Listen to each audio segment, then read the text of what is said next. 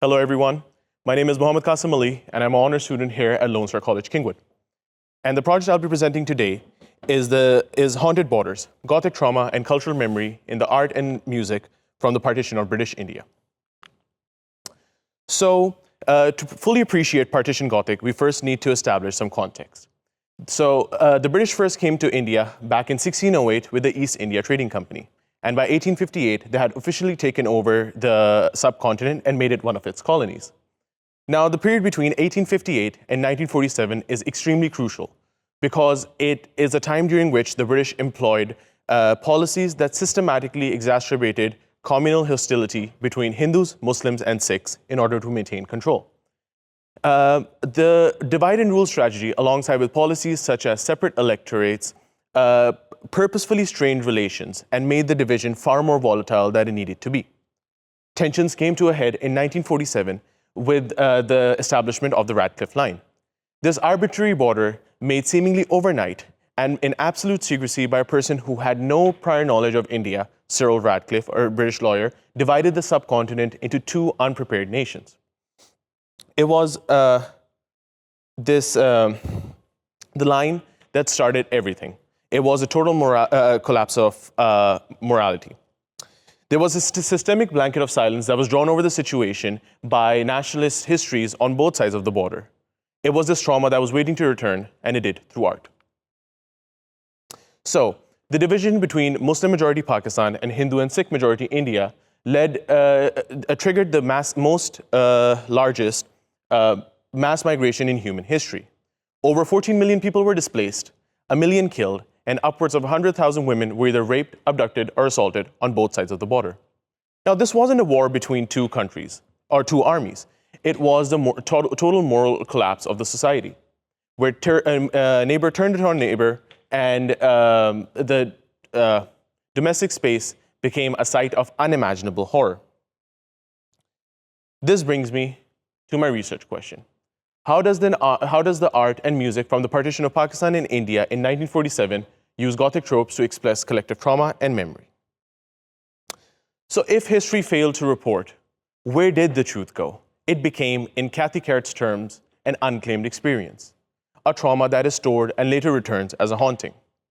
Artists on both sides of the border used the irrationality of Gothic tropes, namely the spectre, which included the ghost of the victims, the grotesque, which was the visual and body horror, and the uncanny, which was the strange and desolate landscape, in order to reject historical closure and create a unified cross-media language of crisis. We will look at how this operates across art and music. Now, so the Gothic is inherently about the collapse of boundaries, and that's why I'm using it as a critical lens, as Fred Botting argues. It perfectly mirrors the situation during the partition, where there was a breakdown of boundaries and the moral contract. The most relevant trope here is the uncanny, where a moment where your neighbor turns into a murderer. The partition Gothic repurposes the classic Gothic motif. Unlike a European ghost, the source of the horror here is the ruptured wound of colonial history and the breakdown of moral society. This stands in direct opposition to nationalist myth-making as critiqued by historian Gyanendra Pandey. So, the first genre we'll be looking at today is going to be visual. Now, the visual arts provide the most raw and immediate Gothic response. The first artist we'll be analyzing today is Zarina Hashmi, who uses a minimalistic yet powerful Gothic style. Born in 1937 in Aligarh, Uttar Pradesh, which is in mainland India, Hashmi, being Muslim, was forced to migrate to Karachi, Pakistan in 1947, forever separated from her childhood home. Her work, The Dividing Line, reflects the trauma of displacement, and it takes the political symbol of the border and the map and turns it into an uncanny scar loaded with the violence of separation.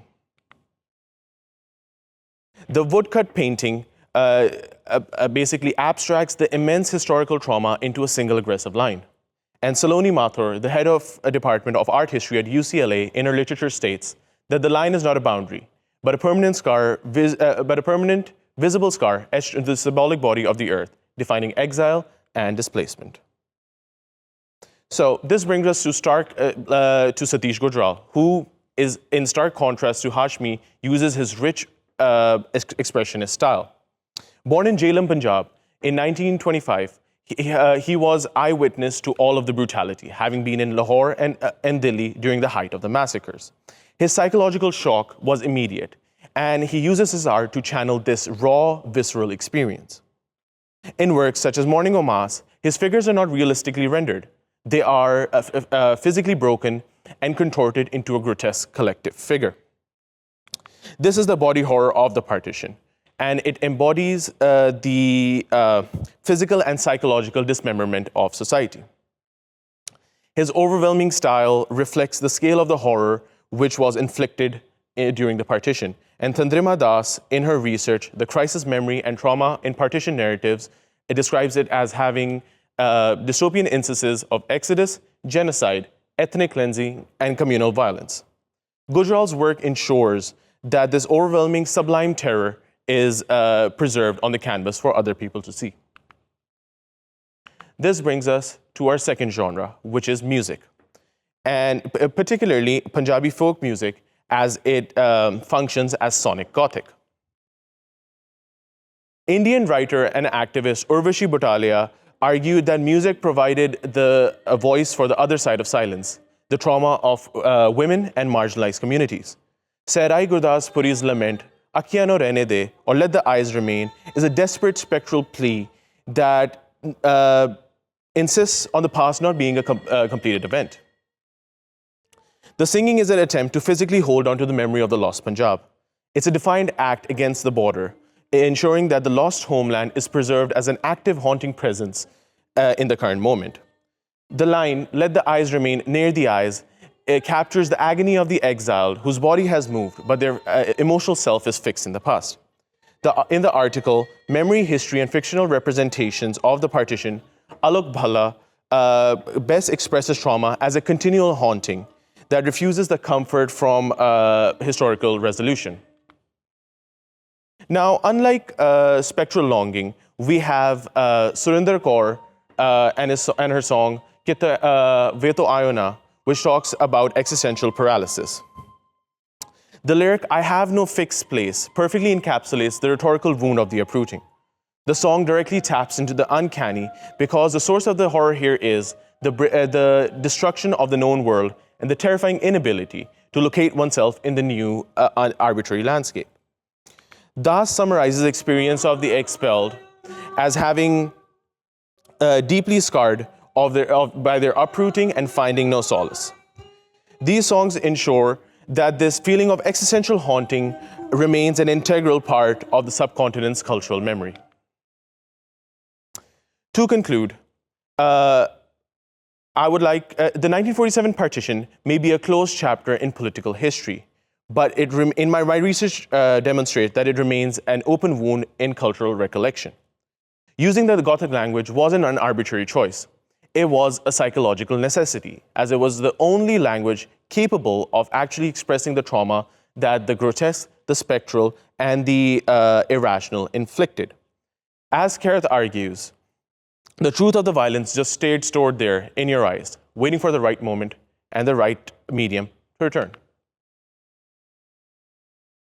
Ultimately, this cultural archive resists the national impulse of historical closure. The research is about honoring the truth that was once lost to politics. A truth best perhaps summarized by Faiz Ahmed Faiz in his poem when he wrote, Ye daag daag ujala, ye shab gazida seher, wo intazar tha jiska, ye wo seher to nahi. This light smeared and spotted, this night-bitten dawn, this isn't surely the dawn we waited for so eagerly. And this brings me to future research. For future research, we can use the same critical lens to analyze the literature from the era, namely from writers such as Bapsi Sidhwa, Saadat Hasan Manto, and Bisham Sani. And knowing the barbaric acts that were inflicted upon women at that time, we can primarily just use the female perspective to look at this historical calamity. This brings me to my resources, and thank you very much.